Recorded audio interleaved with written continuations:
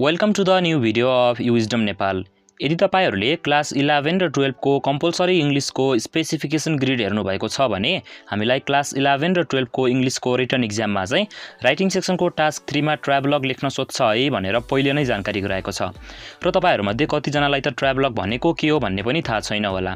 So आजको भिडियोमा चाहिँ हामी एक्जाममा ट्राभलग लेख्न सोध्यो भने एक्जाममा हामीले कसरी लेख्ने र ट्राभलग भनेको चाहिँ के हो भन्ने कुरा चाहिँ डिटेलमा सिक्ने छौं। यो भन्दा अगाडि हामीले एस्से लेख्ने तरिका अलरेडी सिकिसकेका छौं, अर्थात एउटा भिडियो चाहिँ च्यानलमा अलरेडी पब्लिश भइसकेको छ र ट्राभलग भनेको पनि एक प्रकारको एस्से नै हो जसलाई हामीले ट्राभल एस्से भनेर पनि बुझ्ने गर्छौं। त्यसैले आजको भिडियो हेर्नु भन्दा अगाडि एस्से राइटिङको भिडियो हेरेर आउन चाहिँ नबिर्सनु होला है। सो ट्राभलग भनेको चाहिँ के हो त भन्दा इमेजिन गर्नुहोस् तपाईले कुनै एउटा प्लेस भिजिट गर्नुभयो, तपाईले तपाईको नजिकै रहेको कुनै एउटा इम्पोर्टेन्ट प्लेस भिजिट गर्नुभयो भने त्यहाँ भिजिट गर्दा एक्सपिरियन्स कस्तो रह्यो त तपाईको भन्ने कुरालाई चाहिँ न्यारेट गरेर एउटा एस्से जस्तो एउटा आर्टिकल लेख्नुहुन्छ भने चाहिँ त्यसलाई ट्राभलग भन्ने गरिन्छ। सो ट्राभलग भनेको के हो भन्ने कुरा तपाईहरुले लगभग बुझिहाल्नु भयो होला। त्यही पनि ट्राभलग भनेको के हो भन्ने कुरा बुझ्नको लागि केही रिटन सेन्टेन्सहरु पनि हेरौं है। जस्तै यहाँ व्हाट इज ट्राभलग भनेर क्वेशन आयो भने चाहिँ ट्राभलग भनेको के हो त हेरौं है। इट इज अ स्टोरी अथवा article written after visiting a place from beginning to end. मैले अघि भने जस्तै तपाईले कुनै एउटा प्लेस भिजिट गर्नुभयो भने त्यो प्लेस भिजिट गरेपछि गर्दा चाहिँ बिगिनिङ देखि एन्डिङ सम्म के भयो त तपाईलाई एकदमै इन्ट्रेस्टिङ लागेका कुराहरु के भयो भन्ने कुरा जानकारी गराएर एउटा रिटन आर्टिकल अथवा स्टोरी लेख्नुहुन्छ भने चाहिँ त्यसलाई ट्राभलग भन्ने गरिन्छ है। It tells the writer's experience of traveling any place of interest using past tense and first person narrative. So यो भनेको के हो भन्दा तपाईले कुनै ठाउँ भिजिट गरेपछि तपाईको आफ्नो एक्सपिरियन्स के रह्यो त भन्ने कुरा चाहिँ त्यो ट्राभल गर्दा आफ्नो एक्सपिरियन्स के रह्यो र प्लेस अफ इन्ट्रेस्ट भिजिट गर्दा चाहिँ के कस्तो कुराहरु भयो भन्ने कुरालाई चाहिँ पास्ट टेन्स प्रयोग गरेर र फर्स्ट पर्सन अथवा आई को प्रयोग गरेर न्यारेट गरेर लेख्नुहुन्छ भने चाहिँ त्यो भनेको ट्राभलग हो रे के। People write travelogue article to inform others about tourist spot. तपाईले कुनै एउटा टुरिस्ट स्पट भिजिट गरिसकेपछि अब त्यो टुरिस्ट स्पट राम्रो रहेछ भन्ने कुरा तपाईले एक्सप्रेस पनि गर्न चाहनुभयो र अरु टुरिस्टहरुलाई पनि त्यो प्लेसमा आउन है घुम्नलाई भन्ने जानकारी गराउन चाहनुभयो भने चाहिँ एउटा ट्राभलग आर्टिकल लेख्नुहुन्छ है। र हामीलाई इंग्लिश एक्जाममा त ट्राभलग सोध्ने भइहाल्यो तपाईको राइटिङ स्किल चेक गर्नको लागि। Generally a travelogue provides a place to preserve memories, provide a proposal for travel and offer a connection with local communities. So ट्राभलग लेख्नुको र पढ्नुको पनि फाइदाहरु रहेछ है। ट्राभलगले चाहिँ तपाईको मेमोरीहरुलाई प्रिजर्भ गरेर राख्दो रहेछ, सुरक्षित साथ राख्दो रहेछ। त्यस्तै अब अरु कुनै व्यक्तिहरु अरु टुरिस्टहरुलाई चाहिँ भिजिट गर्नुहोस् है भनेर एउटा प्रपोज को पनि काम गर्दो रहेछ अथवा ट्राभल गर्नुको पर्पजको पनि काम गर्दो रहेछ। अब अरु व्यक्तिले भिजिट गर्न चाहे भने कुन पर्पजले भिजिट गर्ने हो त भन्ने पनि जानकारी गराउँदो रहेछ। त्यस्तै लोकल कम्युनिटिजहरुसँग चाहिँ कनेक्सनहरु कस्तो छ त त्यहाँको कल्चरहरु ल्याङ्ग्वेजहरुको बारेमा पनि पढ्ने व्यक्तिलाई चाहिँ जानकारी गराउँदो रहेछ एउटा ट्राभलगले। सो ट्राभलग हामीले एक्जाममा कसरी लेख्ने त भन्ने कुराको लागि ट्राभलग लेख्ने केही टिप्सहरु हेरौं है। यो भन्दा अगाडिको एस्सेको भिडियोमा हामीले ट्राभलग एस्से लेख्ने तरिका सिकिसकेका छौं र ट्राभलग पनि एक प्रकारको एस्से हो भनिसकेपछि यदि तपाईहरुले यो भन्दा अगाडिको एस्सेको भिडियो हेरेर आउनु भयो भने धेरै डिटेलमा डिस्कस गर्नु नपर्ला। त्यही भएर हामी ट्राभलग लेख्ने तरिका चाहिँ सरसर्ती हेर्छौं है। हामीले भनिसक्यौ त ट्राभलग भनेको एउटा एस्से जस्तै आर्टिकल हो जुन चाहिँ फर्स्ट पर्सन न्यारेटिभमा हुन्छ र तपाईहरुको एक्सपिरियन्सलाई चाहिँ एक्सप्रेस गरिन्छ भन्ने कुरा थाहा भइसकेपछि त अब एक्जाममा हामीले वर्ड लिमिटलाई ध्यानमा राखेर आफ्नो कुराहरु न्यारेट गर्ने न त हो। त्यसैले अबको कुराहरु चाहिँ हामी सरसर्ती हेरौं मात्र। Tips for writing an excellent travelogue. एउटा एक्सिलेन्ट ट्राभलग एक्जाममा लेख्नको लागि तपाईहरुले ध्यान दिनुपर्ने कुराहरु हेरौं है। प्लेस अफ भिजिट अथवा अब कुन ठाउँ तपाईहरुले भिजिट गर्नु भएको हो, कोसँग भिजिट गर्नु भएको हो, अब कसरी प्लान गर्नु भएको हो भन्ने कुरा त जानकारी गराउन परिहाल्यो एउटा ट्राभलगमा।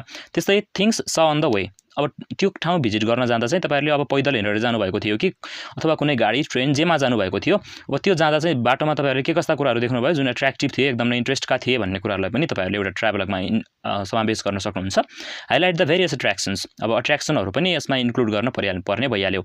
यति एट्र्याक्टिभ ठाउँ थियो जस्तै तपाईहरुले पोखरा भिजिट गर्नुभयो भने फेवा लेक, वाउ फेवा लेक, अनि त्यस्तै बेगनास लेक, अनि सरङकोट हामीले यसरी अब प्याराग्लाइडिङ पनि गर्यौं, अब बोटिङ पनि गर्यौं, मजा लियौं। अब पोखराको फेवातालको बीचमा रहेको थियो बाराई मन्दिर, वाउ भनेर यसरी अब भेरियस एट्र्याक्टिभ प्लेसहरुको बारेमा पनि डिस्कस गर्न सक्नुहुन्छ। Nature, culture, tradition, climate, weather सबैको बारेमा। जस्तै पोखराको क्लाइमेट एकदमै अब न्यानो भनौं अथवा चिसो एकदमै कुल, अब पानी परिरहने मौसम भनेर यसरी पनि जानकारी गराउन सक्नुहुन्छ है।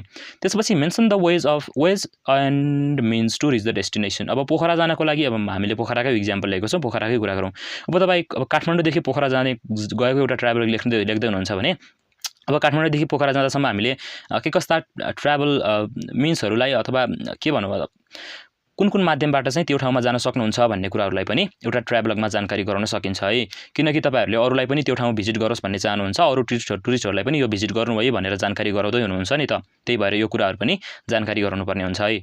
Interesting things done during the trip. अब ट्रिपको बेलामा अब फ्यामिलीसँग भिजिट गर्नुभएको थियो कि साथीभाइसँग भिजिट गर्नुभएको थियो कि अथवा गर्लफ्रेन्ड बोयफ्रेन्डसँग भिजिट गर्नुभएको थियो कि अब त्यहाँ के इन्ट्रेस्टिङ कुराहरू भयो भन्ने कुरालाई पनि जानकारी गराउन सक्नुहुन्छ है एउटा ट्राभलगमा।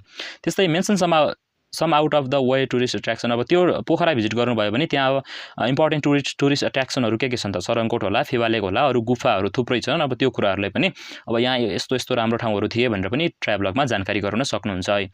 Reason for visiting. अब त्यहाँ भिजिट गर्नुको पर्पज के थियो त, अब रिफ्रेसिङको लागि त होला पक्कै पनि, अथवा कुनै स्टडीको लागि अब कुनै अन्य कामको लागि भिजिट गर्नुभएको थियो भने अब भिजिट गर्नुको रिजन पनि त्यो ट्राभलगमा चाहिँ तपाईँहरू इन्क्लुड गर्न सकिहाल्नुहुन्छ।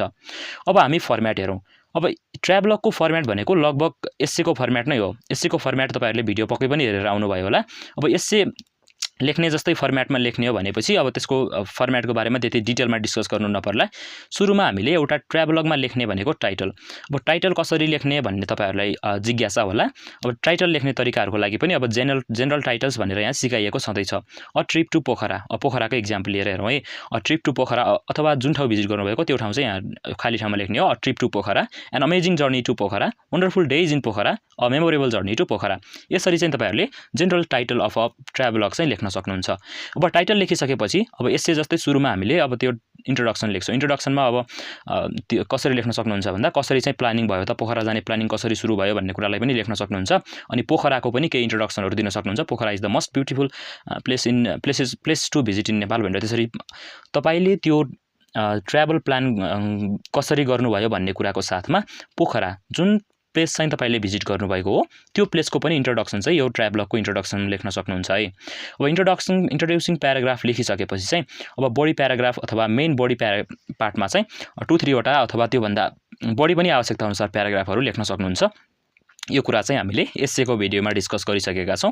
अब बडी पार्टमा चाहिँ अब तपाईँहरूले न्यारेट गर्ने हो, यस्तो यस्तो कुराहरू भयो, यहाँ अब यस्तो यस्तो राम्रो ठाउँहरू छन्, आउनु होला है तपाईँहरू पनि, हामीले यस्तो यस्तो कुराहरू गऱ्यौँ, अब फेवाताल एकदमै राम्रो रहेछ, यस्तो यस्तो रहेछ भन्ने कुराहरू चाहिँ बडी पार्टमै लेख्ने हो। बडी पार्ट भनेको मुख्य पार्ट हो, यहाँ सबै कुराहरू एक्सप्रेस गरिन्छ। त्यसपछि अब कन्क्लुडिङ प्याराग्राफ। अब कन्क्लुडिङ प्याराग्राफ भनेको अब के भनौँ, अब त्यो ट्राभल गरिसकेपछि के कुराहरू हासिल भयो अथवा रमाइलो भयो कि नराम्रो भयो कि अब एक्सपिरियन्सहरूलाई चाहिँ कन्क्लुडिङ प्याराग्राफको रूपमा एउटा प्याराग्राफ लेख्न सक्नुहुन्छ। त्यो होल ट्राभल त्यो ट्रिपको चाहिँ कन्क्लुडिङ प्याराग्राफको रूपमा एउटा प्याराग्राफ चाहिँ कन्क्लुजन प्याराग्राफको रूपमा लेख्न सक्नुहुन्छ है। अब यति भनेपछि त धेरै कुराहरू तपाईँहरूले सिकिहाल्नुभयो, र पनि कसरी लेख्ने त भन्ने आइडिया अझै पनि आएको छैन होला तपाईँहरूको दिमागमा। त्यसको लागि त अब हामीले एउटा इक्जाम्पल हेर्नै पर्ने हुन्छ। त्यसको लागि अब हामी एउटा इक्जाम्पल हेरौँ है। A memorable trip to Pokhara. अघिदेखि हामीले इक्जाम्पलमा पोखरा भनिरहेका थियौँ। अब पोखराकै एउटा मेमोरेबल ट्रिपको चाहिँ हामी ट्राभलग लेख्दैछौँ है। ल अब कसरी लेख्ने त भन्ने कुरा चाहिँ सुरु गरौँ। सरसर्ती पढेर सुनाउँछु, बुझिहाल्नुहुन्छ है। A memorable trip to Pokhara, यो भनेको हाम्रो टाइटल भयो। अब फर्स्ट प्याराग्राफमा हामी इन्ट्रोडक्सन लेख्छौँ। I had heard that Pokhara is most wonderful place to visit. It is the famous tourist area among other places. There are many amazing places that could attract people easily. I was keen to go there. You could say it was like my dream to visit Pokhara. I was lucky at that time as my friends made a plan on a trip to Pokhara on vacation. I was glad and excited to know about the trip plan. अब trip कसरी plan गर्नुभयो र पोखरा भनेको एउटा wonderful place हो भन्ने कुराहरूलाई पनि यो पहिलो प्याराग्राफमा लेखिहालियो। त्यसपछि अब अर्को प्याराग्राफमा the next day we started our tour to Pokhara. अब तपाईँहरूको जर्नी सुरु भइसक्यो है काठमाडौँबाट पोखरासम्म जाने। We crossed 3 districts, hills, rivers and bridges to reach out our destination. On the way, there were so many dense jungles, rivers, small cities and popular places. अब बाटोमा के कुराहरू देख्नुभयो भन्ने कुराहरूलाई पनि इन्क्लुड गर्नुपर्छ भनेका थियौ नि, थिङ्स अन द वे, त्यो चाहिँ यहाँ भनेको छ है। यो लेख्ने मान्छेले भनेको छ बाटोमा थुप्रै जङ्गल, रिभर अनि डेन्स प्लेसेसहरू, पपुलर प्लेसेसहरू पनि रहेछन् भनेर भनिसकेको छ। अब फर्दर कुराहरू लेख्दै जाउँ। I was impressed with the natural beauty, peacefulness and other attractiveness of Pokhara on my first arrival.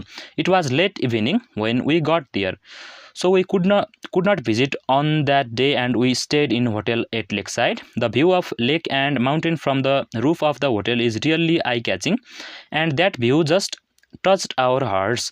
Even one of my friends said, this life was worthless before we came to this heaven भनेको छ। अब यो भनेको पोखराको ब्युटीको बारेमा केही कुराहरू यहाँ लेखेको छ है।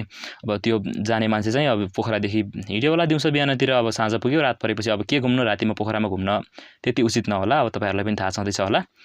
अब उनीहरू चाहिँ त्यो होटलमा स्टे गर्छन्। होटलमा स्टे गरेपछि होटलबाट देखिने एउटा ब्युटिफुल माउन्टेन रेन्जहरू अनि अरू कुराहरू पनि उनीहरूलाई एकदम अट्र्याक्टिभ लाग्छ। र त्यहाँ एउटा वान अफ राइटर्स फ्रेन्डले चाहिँ यो कुरा पनि भनेको छ, यसरी इन्भर्टेड कमा दिएर लेख्दा चाहिँ अझै अट्र्याक्टिभ देखिन्छ है एउटा ट्राभलग।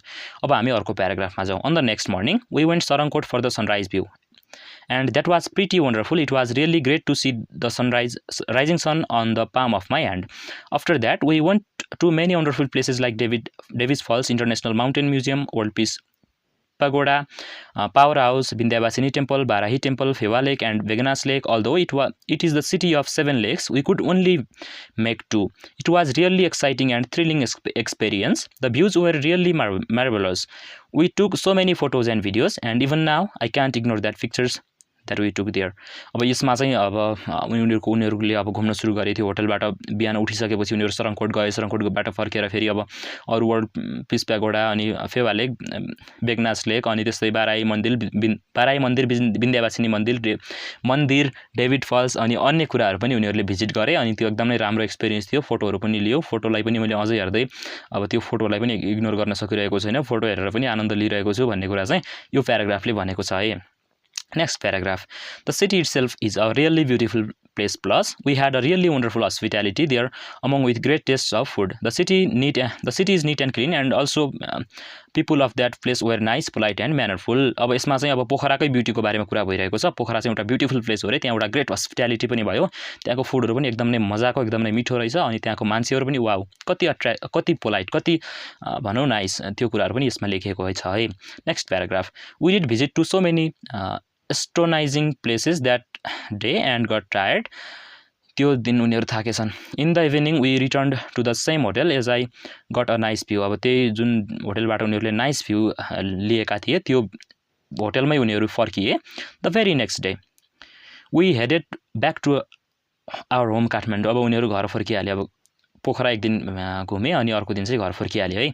I miss that place so much. That place is always my favourite and whenever I get the opportunity I will sure visit Pokhara. यो भनेको हाम्रो कन्क्लुडिङ प्याराग्राफ भयो।